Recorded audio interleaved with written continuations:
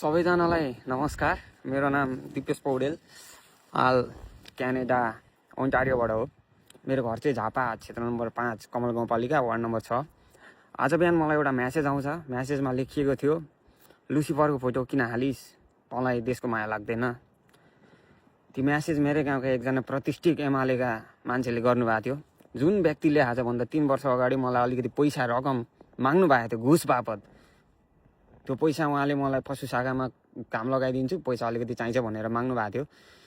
जुन कुरा उहाँले बिर्सिनु भयो होला सायद, तर मैले आजसम्म बिर्सेको छैन, किनकि मैले त्यो पैसा तिरिनँ, मैले त्यो घुस दिइनँ। मैले त्यो घुस नदिएको कारणले म यहाँ आएको छु।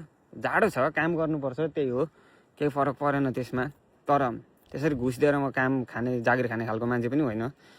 र विडम्बना के छ भने, उहाँ व्यक्तिले मलाई त्यो लुसिफरको फोटो यस्तो दायाँ बायाँ पार्टी यस्तो उस्तो भनेर नसम्झाउँदा हुन्छ मलाई, किनकि मैले सब भोगिसकेको छु। म यहाँ यस्तो विकसित देशमा आएको छु, मैले देखिसकेको छु कस्तो विकास हुनुपर्छ र मेरो देशमा कस्तो छ, र कसरी बजेट चाहिँ चुवाई यिनीहरूले खान्छन् भन्ने कुरो सब मलाई थाहा छ। कसरी घुसको व्यापार गर्छन् भन्ने कुरो मैले आफै भोगिसकेको छु। त्यसैले मलाई त्यो बारेमा नसिकाउँदा हुन्छ। मलाई यो पार्टी राम्रो, त्यो पार्टी राम्रो नभन्दा हुन्छ। म एकदम सक्षम छु, मैले छान्न सक्छु को राम्रो को नराम्रो, त्यो मेरो अधिकारको कुरो भयो। अनि कुरा के रह्यो भने, उहाँले मलाई त्यसो भन्नुभयो, एमालेलाई सहयोग गर्नुपर्छ दायाँ बायाँ भन्नुभयो। विडम्बना, उहाँ आफ्नै छोराछोरीलाई देशमा राख्न सक्नुभएको छैन। एमालेको प्रतिष्ठित मान्छे हुँदा पनि उहाँका छोराछोरी विदेश पलायन हुनुपर्ने कुरो, विदेश पलायन भएका छन्। र त्यसैले मैले ती ठुलोबासित सम्बन्ध आजदेखि हटाइदिएको छु। मैले आजदेखि त्यो ठुलोबा र मेरो बोलचाल पानी बाराबार हुन्छ। त्यो 50,000 मैले बिर्सेको छुइनँ, म बिर्सिने पनि छुइनँ, कहिले जिन्दगीभरि बिर्सिने छुइनँ। यदि यो कुराले एमालेको झोलेहरूलाई टाउको दुख्छ भने दुखोस्, तिमीहरू सिटामोल खाएर बस, मलाई केही फरक परेन। तिमीहरूले मेरो बाउको केही पनि बिगार्न सक्दैनौ। तिमीहरूसित त्यो क्षमतै छैन। तिमीहरूसित झगडा गर्ने र कुट्ने बाहेक अरू केही क्षमतै छैन। तिमीहरूको दिमाग जम्मा जति भुस भरिएको छ।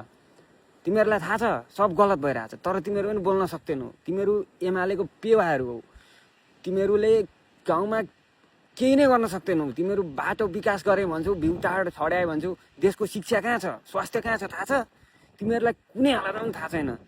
तिमीहरू बाटो विकास गर्नुलाई विकास भन्छौ, त्यो म विकास भन्दिनँ। त्यसलाई पैसा खाने मेलो भन्छु म। त्यसैले अबको भोट मेरो घर परिवार सबजनाको भोट, मेरो आफन्त साथीभाइ सबको भोट, 700-800 भोट मेरो हातको सब बालेनलाई हो। यदि मिलो भने म पनि आएर एउटा भोट बालेनलाई दिन्छु, नत्र म विदेशबाट भए पनि एकदम साथ सहयोग छ बालेनलाई। नयाँ युगको सुरुवात गर्नुपर्छ झापामा।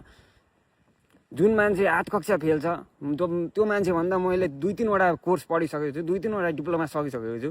त्यस्तो मान्छेलाई मभन्दा पढ्न नजान्ने, मभन्दा अशिक्षित व्यक्तिलाई म मेरो देशको, मेरो क्षेत्रको नेता भएको म हेर्न चाहदिनँ अब।